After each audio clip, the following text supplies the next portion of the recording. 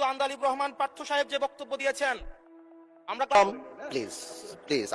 দেশের রাজনৈতিক অঙ্গনে এবং জাতীয় সংসদে আজ যে চরম নাটকীয়তা এবং উত্তাপের সৃষ্টি হয়েছে তা যেন রাজনীতিতে বুমেরাং বা নিজের পাতা ফাঁদে নিজেরই আটকে যাওয়ার এক অনন্য উদাহরণ। সংসদ অধিবেশনে আজ ট্রেজারি বেঞ্চ বা সরকারি দলের পক্ষ থেকে দাঁড়িয়ে তুখোর বাগ্নি এবং সংসদ সদস্য আন্দালিব রহমান পার্থ বিরোধী দল তথা জামাত এনসিপি জোটের উদ্দেশ্যে অত্যন্ত কড়া এবং আক্রমণাত্মক একটি প্রশ্ন ছুড়ে দেন।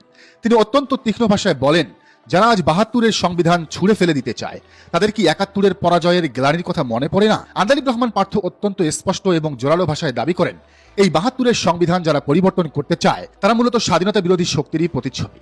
তার এমন চটকদার, আবেগঘন এবং আক্রমণাত্মক বক্তব্যে মুহূর্তের মধ্যেই সংসদে এক অন্যরকম আবহের সৃষ্টি হয় এবং প্রধানমন্ত্রী তারেক রহমান সহ ট্রেজারি বেঞ্চের প্রায় সকল সংসদ সদস্য একযোগে টেবিল চাপড়ে তার এই বক্তব্যকে স্বাগত জানান, যার রেশ ধরে সামাজিক যোগাযোগ মাধ্যমেও সরকারি দলের অ্যাক্টিভিস্টরা পার্থর প্রশংসায় রীতিমতো পঞ্চমুখ হয়ে ওঠেন। কিন্তু এই রাজনৈতিক উল্লাস খুব বেশিক্ষণ স্থায়ী হতে পারেনি, কারণ ঠিক এর পরপরই সংসদে দাঁড়িয়ে আন্দালিব রহমান পার্থর এই বক্তব্যের অত্যন্ত কড়া, লজিক্যাল এবং ঐতিহাসিক এক প্রতিবাদ জানান তরুণ প্রজন্মের তুখোর সংসদ সদস্য হাসনাত আব্দুল্লাহ।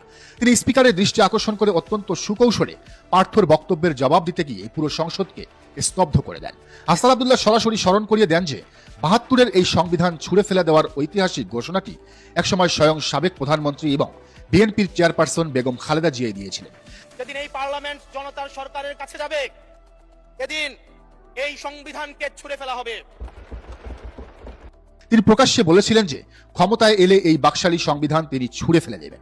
তরুণ এই সংসদ সদস্য অত্যন্ত ক্ষোভের সাথে সরকারি দলের দিকে আঙ্গুল তুলে বলেন, বিরোধী দলকে রাজনৈতিকভাবে খোঁচাতে গিয়ে আন্দালিব রহমান পার্থ প্রকারান্তরে খোদ বেগম খালেদা জিয়াকেই চরমভাবে অপমান করেছেন এবং সবচেয়ে বড় লজ্জার বিষয় হল সরকারি দলের এমপিরা টেবিল চাপড়ে নিজেদের নেত্রীর সেই অপমানকেই সমর্থন জুগিয়েছেন, যা চরম লজ্জাজনক এবং সেই সংসদীয় পর্যবেক্ষকদের মতে হাসনাত আব্দুল্লাহর এই মোক্ষম এবং ঐতিহাসিক সত্য তুলে ধরার সাথে সাথেই প্রধানমন্ত্রী তারেক রহমান সহ সরকারি দলের সামনের সারির নেতাদের মুখ চরম অস্বস্তিতে লাল হয়ে যায়। রাজনৈতিক বিশ্লেষকদের অনেকেই মনে করেন ৭১-এর মহান মুক্তিযুদ্ধের মূল স্পিরিটের সাথে প্রথম বেইমানি করেছিল খোদ এই ৭২-এর সংবিধানই। কারণ ইতিহাস সাক্ষী, এই সংবিধানের আইনি মারপ্যাচ এবং দোহাই দিয়েই পতিত স্বৈরাচার শেখ হাসিনা বছরের পর বছর ধরে দেশে গুম, খুন, বিনা ভোটের নির্বাচন, রাতের ভোট এবং ডামি ভোটের মতো ভয়ঙ্কর সব অগণতান্ত্রিক কর্মকাণ্ড জায়েজ করেছিলেন। আর আজ সেই একই সংবিধান নিয়ে সংসদে যারা অতিভক্তি দেখাচ্ছেন তাদের কিভাবে রাজনৈতিক এবং যুক্তির মারপ্যাচে ঘায়েল করা যায় তা নিয়ে অধিবেশন চলাকালেই জামাতের আমিরের সাথে হাসনাত আব্দুল্লাহ এবং হান্নান মাসুদের অত্যন্ত সিরিয়াস এবং একান্ত আলোচনারও দৃশ্য অনেকের নজরে এসেছে।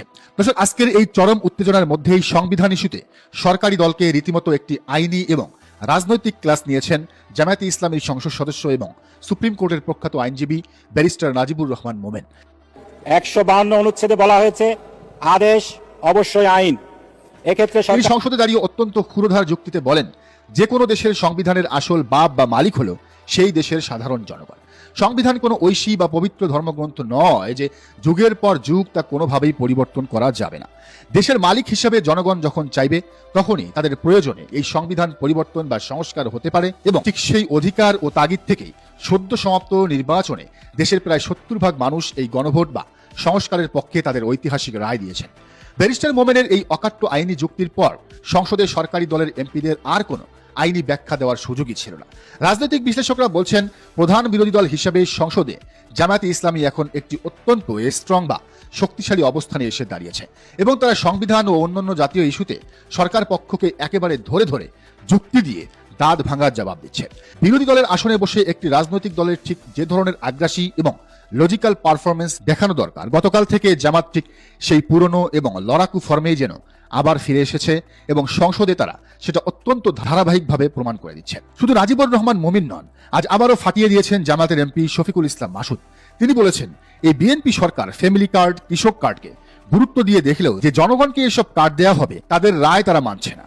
যে জনগণ ৭০% ভোট দিয়ে গণভোটের মাধ্যমে সংবিধান পরিবর্তনের আদেশ দিয়েছে সেই আদেশ তারা মানছে না। তারা জনগণকে পাত্তাই দিচ্ছে না, গুরুত্বই দিচ্ছে না।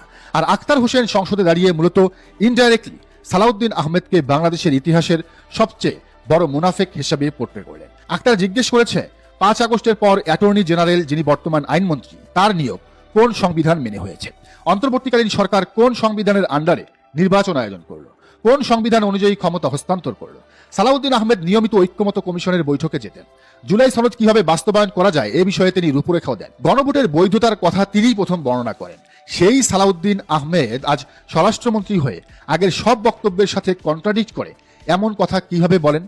জুলাই সনদ বাস্তবায়ন অধ্যাদেশ জারির রাতে বিএনপি মিটিং করে মির্জা ফখরুলের নেতৃত্বে অন্তর্বর্তীকালীন সরকারকে ধন্যবাদ জানান। সেই একই অধ্যাদেশকে এখন কিভাবে তারা সংসদে দাঁড়িয়ে অবৈধ বলেন? মানতে চায় না। এর থেকে বড় মুনাফিকি বাংলাদেশের ইতিহাসে আর কেউ কি করেছে? আক্তার উল্লেখ করেছেন যে তারেক রহমান নিজে আবু সাইদের রংপুরে দাঁড়িয়ে দয়া করে গণভোটে হ্যাঁ ভোট দিতে বলেছেন। তিনি বর্তমানে প্রধানমন্ত্রী, তার সংসদে এখন কি কারণে সেই বিষয় নিয়ে আবার আলোচনা করতে হচ্ছে? সব মিলিয়ে দর্শক, সংসদ কিন্তু দারুণভাবে জমে উঠেছে। আপনার কি মনে হয়? যার মন্তব্যের ঘরে আর